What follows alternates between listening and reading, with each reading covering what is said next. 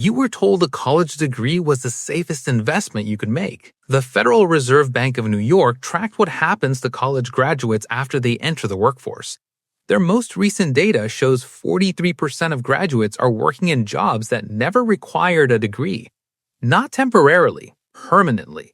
Nearly half of everyone who took on student debt to earn a credential is now using that credential for nothing, while the average loan balance sits at $37,574, according to the Education Data Initiative, and compounds daily.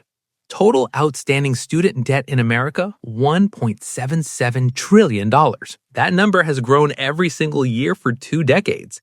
But here's what that headline number hides. Georgetown University's Center on Education in the Workforce found that 30% of workers with vocational certificates now out-earn workers with 4-year degrees. In skilled trades, plumbing, electrical, HVAC, Bureau of Labor Statistics data confirms median earnings by age 35 exceed those of the average college graduate. The person who skipped the debt is out-earning the person who took it on. Here is the room-going quiet moment. Tell someone you skipped college and went into the trades and watch the reaction. People feel sorry for you. They assume you settled. Meanwhile, that electrician who started working at 18 while you were accumulating debt has been building wealth for 4 years before your first student loan payment will even due. No debt, 4 years of compounding income. The person being pitied is frequently out-earning the person being congratulated. The Federal Reserve Bank of New York, Georgetown University's workforce research, and Bureau of Labor Statistics earnings data all confirm the same pattern. The financial return on a 4-year degree is no longer guaranteed. For most fields, it is no longer even probable. This video shows you the complete return on investment comparison, degree versus trades, with real numbers most guidance counselors never put in front of you. You'll see the 2 psychological forces keeping families locked into a credential system that may no longer serve them, and the specific conditions where a degree still produces genuine financial return. By the end, you'll never look at a college acceptance letter the same way again. Let me show you exactly how deep this pattern runs. National Center for Education Statistics tracking reveals that 44% of students who enroll in 4-year colleges do not graduate within 6 years. They accumulate debt without completing the credential, paying full price for a product they never receive. Of those who do graduate, Federal Reserve data reveals the 43% underemployment figure has remained stubbornly consistent for over a decade. This is not a pandemic anomaly. This is the structural reality of the credential market. These next numbers surprised me when I first compiled them.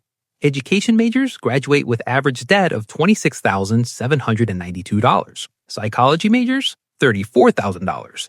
If you graduate into one of these fields, you're entering a starting salary of $35,000 to $45,000 annually, with a debt load that rivals your entire first year of income.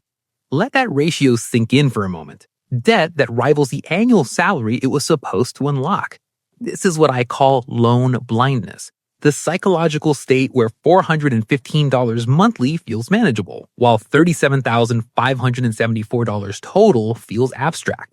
The monthly payment makes the debt survivable. The total makes it devastating.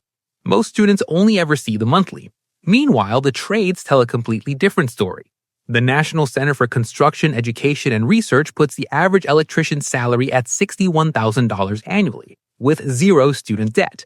That is $19,000 more than the average graduate's starting salary, with 0 debt service eating into it. Licensed plumbers earn a median of $59,880. HVAC technicians, $57,300.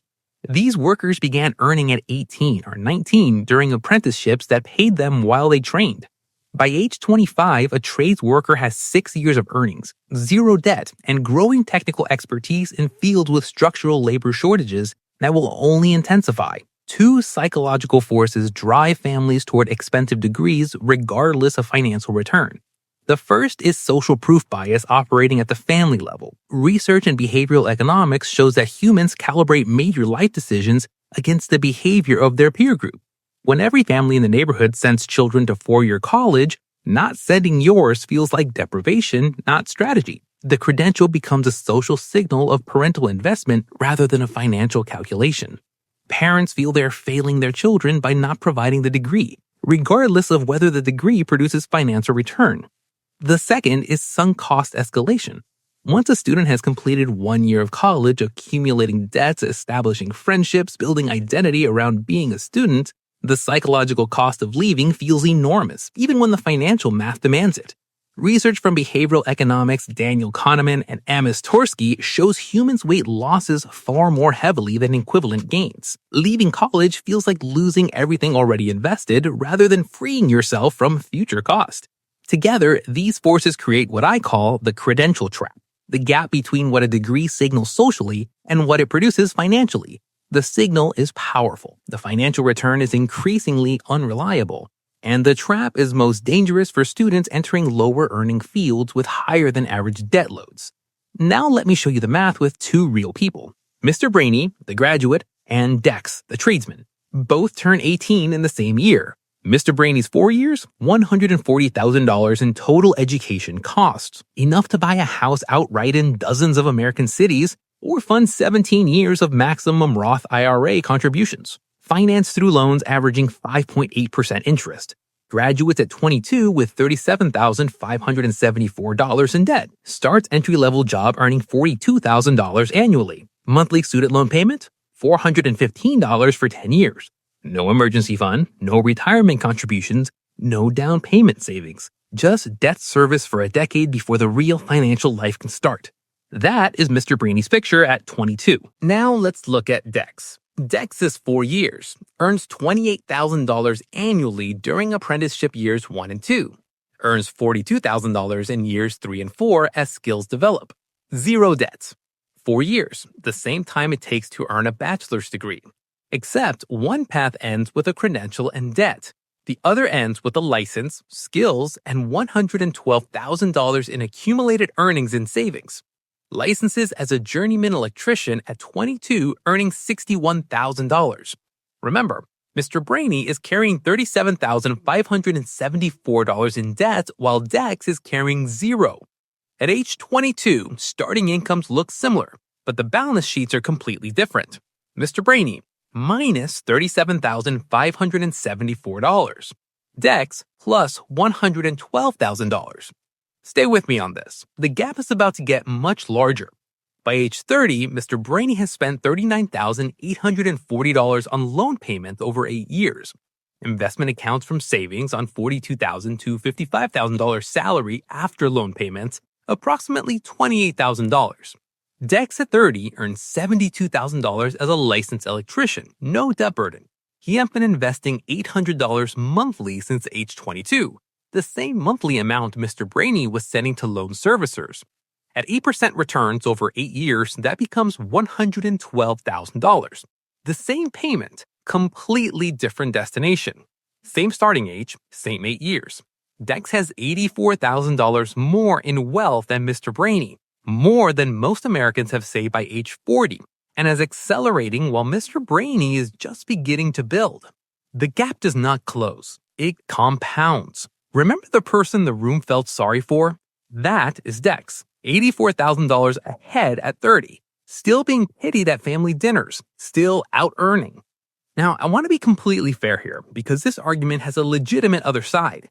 Bureau of Labor Statistics lifetime earnings data does show degree holders out-earn non-degree holders by approximately $1 million over a 40-year career on average. That gap is real, but it is driven almost entirely by high-earning professional fields like medicine, law, and engineering. Remove those fields from the calculation and the gap shrinks dramatically. A degree produces genuine financial return when it leads directly to a licensed profession, when the field has strong graduate employment rates above 80%, and when total debt stays below 1 year of expected starting salary. Those conditions produce positive return. Medicine, engineering, computer science, nursing. These fields still justify the investment clearly. But for the 43% underemployed, for humanities and social science graduates earning $38,000 with $33,000 in debt, and for the nearly half of enrollees who never finish, the average masks a catastrophic distribution of outcomes that families never see before signing loan documents. The math is clear. The psychology is clear. Now let me give you the framework to act on it, whether you are 17 deciding right now or 35, carrying debt and wondering what to do next. Take your expected total debt, divided by your expected first-year salary in your specific field. That number tells you more about your financial future than any college ranking ever will. If that ratio exceeds 1.0, the degree will likely cost you more than it returns in the first decade.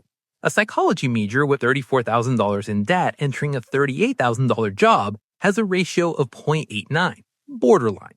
An arts major with $50,000 in debt entering a $35,000 job has a ratio of 1.43. The degree costs more than it returns. Research graduate employment rate for your specific major at your specific institution, not national averages. The difference between a 95% employment rate engineering program and the 54% employment rate arts program at the same school is the difference between asset and liability. If trades interest you, price the full financial picture honestly. Total apprenticeship earnings during training, licensing salary, debt-free starting position, and the compound investment advantage of starting 4 years earlier than your degree-holding peers. Now you have the numbers nobody showed you before you signed, and having them changes the calculation completely. The credential is not the goal. The financial return is the goal. And for a growing majority of students in a growing majority of fields, those two things are no longer the same.